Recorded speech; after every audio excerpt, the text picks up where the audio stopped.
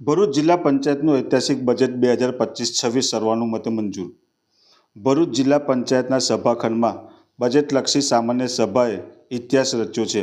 વર્ષ 2025-26 માટે ₹15.46 કરોડનું પુરાતવાળું બજેટ સર્વાનુમતે મંજૂર થયું છે, જેમાં આરોગ્ય, ખેતી, શિક્ષણ માટે લાખો કરોડો રૂપિયાની જોગવાઈ કરવામાં આવી છે.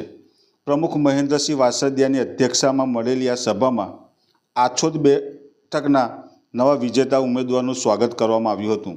ત્યારબાદ બજેટની રજૂઆતે સૌનું ધ્યાન ખેંચ્યું. બજેટમાં મુખ્ય જોગવાઈઓ 87.45 કરોડની અંદાજિત આવક સામે 71.98 કરોડની જાવક એટલે કે 15.46 કરોડનું પુરાતવાળું બજેટ રજૂ કરવામાં આવ્યું હતું, જેમાં 2.25 કરોડ ગામડાઓમાં મફત આરોગ્ય ટેસ્ટ માટે મશીનો મૂકવા, ખેતી માટે 1.2 કરોડની ફાળવણી સાથે દરેક તાલુકામાં એક ડ્રોન, જેથી ખેડૂતો સસ્તા દરે દવા છંટકાવ કરી શકે, શિક્ષણ માટે 4.09 કરોડનું બજેટ અને નર્મદા કાંઠાના ગામો માટે 10 કરોડની જોગવાઈ બજેટમાં કરવામાં આવી છે. ગ્રામ્ય વિકાસ, પંચાયતનું નવીનીકરણ, સિંચાઈ અને સમાજ કલ્યાણ માટે પણ મોટી રકમ ફાળવવામાં આવી છે. સભામાં એક દેશ એક ચૂંટણીના સમર્થનનો ઠરાવ પસાર કરવામાં આવ્યો હતો, જેને સૌએ આવકાર્યો હતો. આમ વિકાસલક્ષી બજેટ પ્રમુખ દ્વારા રજૂ કરવામાં આવ્યું હતું. આજ રોજ તારીખ 24/3/2025ના રોજ જિલ્લા પંચાયતનું 2025-26નું બજેટ રજૂ કરવામાં આવ્યું. ગત વર્ષે 2024-25માં રાજ્ય પ્રવૃત્તિ અનુદાન સહિત 838 કરોડનું બજેટ મંજૂર કરવામાં આવ્યું હતું. તેમાં 33.95ના વધારા સાથે 2025-26નું 1122.71 કરોડ રૂપિયાનું બજેટ મંજૂર કરવામાં આવ્યું છે. વર્ષ 2024-25ના બજેટની કુલ રકમ પૈકી 22.66 કરોડની સ્વભંડોળમાં જોગવાઈ થયેલી હતી. તેમાં વધારો કરીને 285%ના વધારા સાથે 2025-26ના બજેટમાં 87.45 કરોડના સ્વભંડોળની જોગવાઈ કરવામાં આવી છે.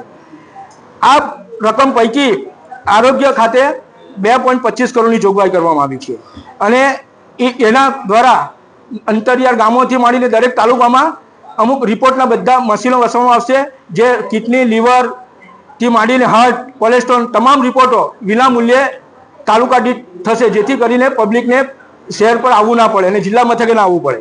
એ સાથે ખેતીવાડીમાં પણ 1.2 કરોડનું બજેટ મંજૂર કરવામાં આવ્યું છે અને એમાં દરેક તાલુકા દીઠ અમે ડ્રોન આપવાના છે અને એ ડ્રોન પણ ખેડૂતોને બિલકુલ નજીવી કિંમતે અને અત્યાધુનિક ખેતી કરતા થાય એ માટે આ યોજના કરવામાં આવી છે. સાથે સાથે જાહેર બાંધકામ ક્ષેત્ર પર ઇન્ફ્રાસ્ટ્રક્ચર માટે જિલ્લા પંચાયતની જેટલી પણ સ્વમાલિકીની જગ્યા છે એમાં દરેક જગ્યાએ કોમ્પ્લેક્સો ઊભા કરી અને જિલ્લા પંચાયતનું સ્વભંડોળ મજબૂત બને અને આર્થિક આવક જિલ્લા પંચાયત થાય એ માટે પણ 20 કરોડથી વધુની જોગવાઈ કરવામાં આવી છે. એ સાથે ઐતિહાસિક કહી શકાય એવું શિક્ષણ માટે પણ 4.9 કરોડની જોગવાઈ કરવામાં આવી છે, જેથી કરીને દરેક શાળાઓમાં ખૂટતી સુવિધાથી માંડીને અત્યાધુનિક શાળાઓ બનાવી શકાય. બાળ વિકાસ ખાતે પણ 1 કરોડની જોગવાઈ કરવામાં આવી છે, જેથી કરીને દરેક કોઈ બાળક કુપોષિત ના રહે અને દરેકને સંપૂર્ણ સુરક્ષિત આહાર મળી રહે એ માટેની જોગવાઈ કરવામાં આવી છે.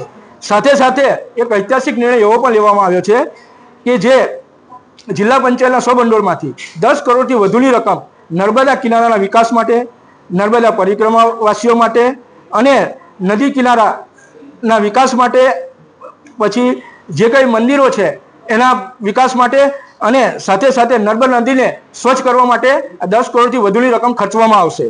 એ જ રીતે જિલ્લા પંચાયતે અનેક જોગવાઈઓ કરી છે, જેનો હું ખૂબ જિલ્લા પંચાયતના દરેક સભ્યોનો અને એ બધાનો ખૂબ આભાર માનું છું.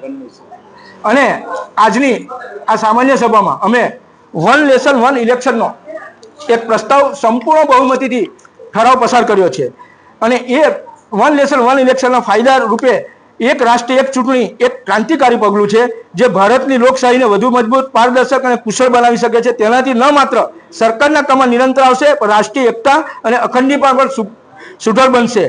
આથી આ પ્રસ્તાવને અમે જિલ્લા પંચાયતના તમામ સભ્યશ્રીઓએ એકી અવાજે આ પ્રસ્તાવને મંજૂર કરીએ છીએ.